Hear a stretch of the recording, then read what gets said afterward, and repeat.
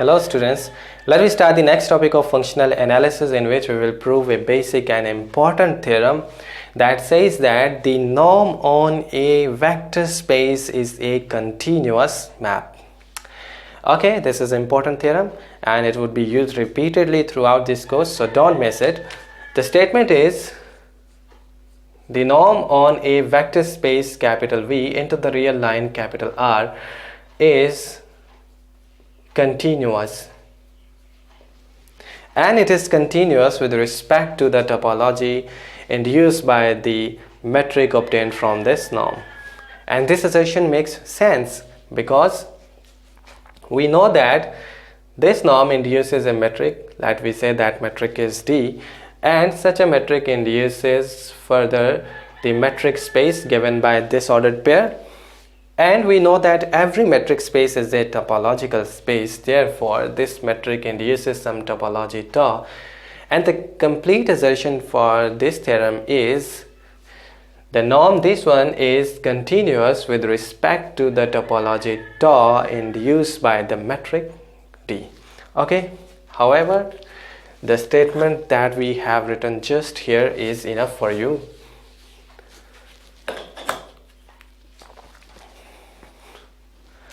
Let me begin the proof now. The proof is of just one step if you have in your mind the definition of continuity of a mapping on a metric space. Suppose that V is an arbitrary vector taken from the vector space capital V. We will prove that this norm is continuous at this vector, and since this vector was chosen arbitrarily, therefore this norm is continuous on whole space capital V. Suppose that epsilon is greater than 0, delta is greater than 0, and all of u's which belong to capital V, all of these vectors satisfy the inequality u minus v norm less than delta. Next, we have to check if the criteria of the continuity fulfills.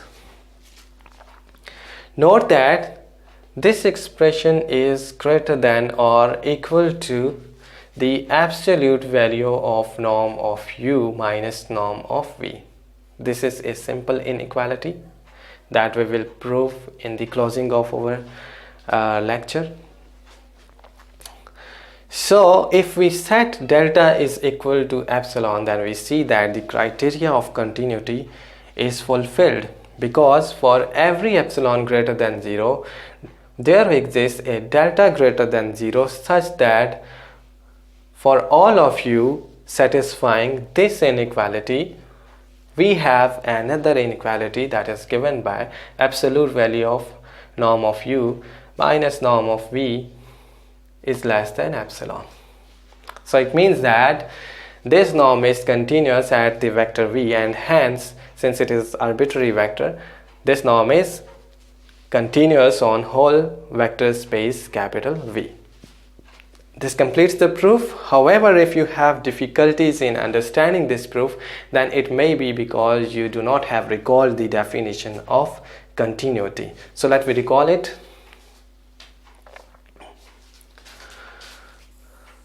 Suppose that you have a mapping capital T from a metric space capital X into the metric space capital Y, where capital X is a metric space with metric D and Y with the metric D bar. Then we say that this mapping is continuous at a point x0 of capital X if and only if for every epsilon greater than 0 there exists a delta greater than 0, such that for all x member of capital X satisfying the inequality d of x and x0 less than epsilon, we have d bar of tx and tx naught this is delta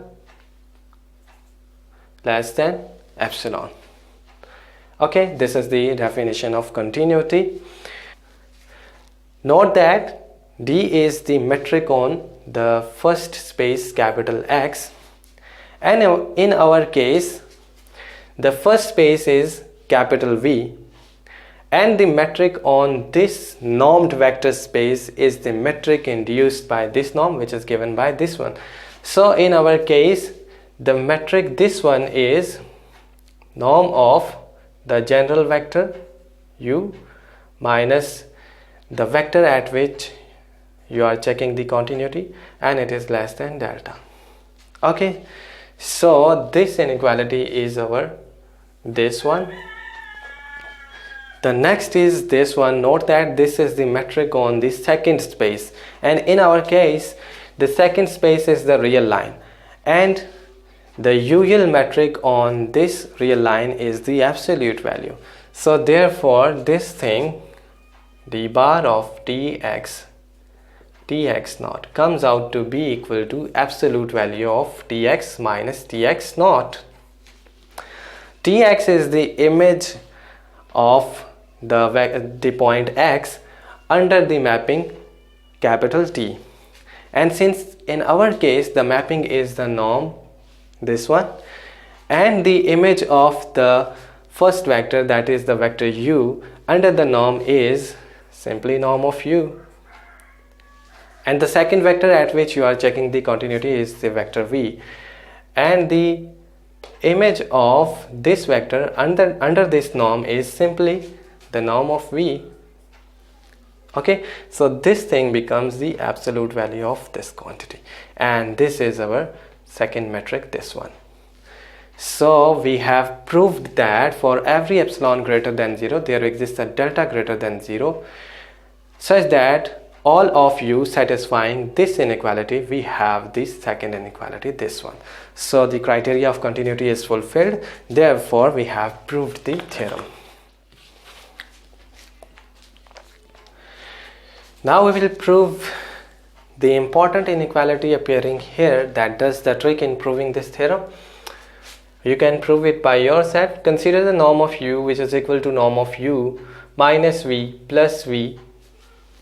Okay, and pair these two terms together and then apply the triangle inequality, which implies that norm of u is less than or equal to the norm of u minus v plus norm of v. We have just applied the triangle inequality to the right side.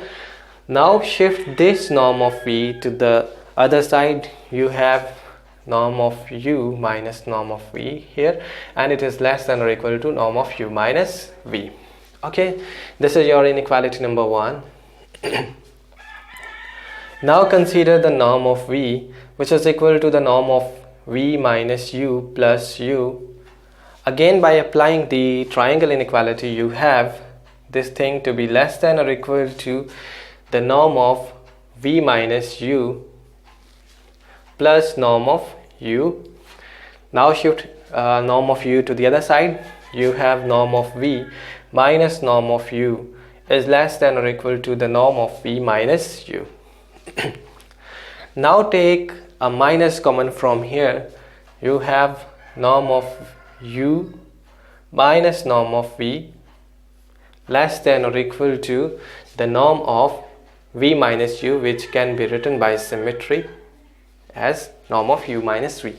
Okay, now shift this minus to the other side. This will reverse this inequality. You will get norm of u minus norm of v is greater than or equal to the negative of norm of u minus v, which can be written as negative of norm of u minus v is less than or equal to the norm of u minus norm of v. This is your inequality number 2. Now you can combine these two inequalities, that will give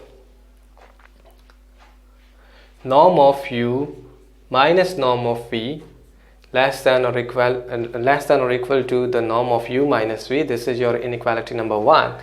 And this inequality says that this thing is greater than or equal to the negative of norm of u minus v. So we have simply combined these two inequalities, Now apply the definition of absolute value, which says that